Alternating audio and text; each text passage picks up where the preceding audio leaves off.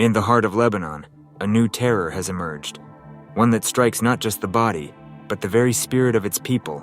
The recent attacks using pagers as deadly instruments have instilled a chilling sense of fear, transforming everyday life into a battlefield of anxiety. Imagine stepping outside, always glancing over your shoulder, never free from the looming specter of violence. This heightened state of alert has become a tragic norm, with residents gripped by panic and disorder, dreading the next sound that could detonate a nightmare. As the echoes of explosions reverberate through the streets, the psychological scars run deep. Survivors of these attacks bear a heavy weight, often grappling with trauma and post-traumatic stress disorder, PTSD. Day after day, the rumble of sonic booms reminds them that they are not safe. The danger lurks at every corner. This exposure shapes not just their present, but casts a long shadow over their future, entrapping them in distress and turmoil without an end in sight. The sense of vulnerability has escalated tremendously.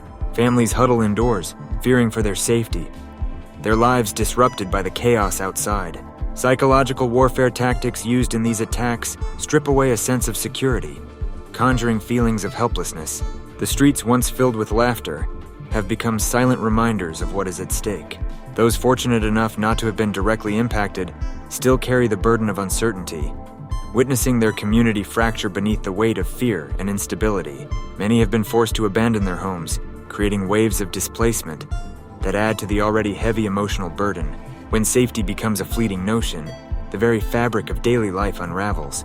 This disruption is not merely a physical journey, but an emotional upheaval, leaving scars that may never fully heal. Even simple tasks that once brought joy now feel insurmountable under the weight of persistent threat and loss. Sleep eludes those ensnared in fear's grasp as nightmares fill the void. Cognitive functions melt away beneath stress, social connections weaken, and a community that once thrived begins to fray. The long-term effects of these relentless attacks manifest as insidious challenges to mental health, with limited resources for healing and support compounding the struggle.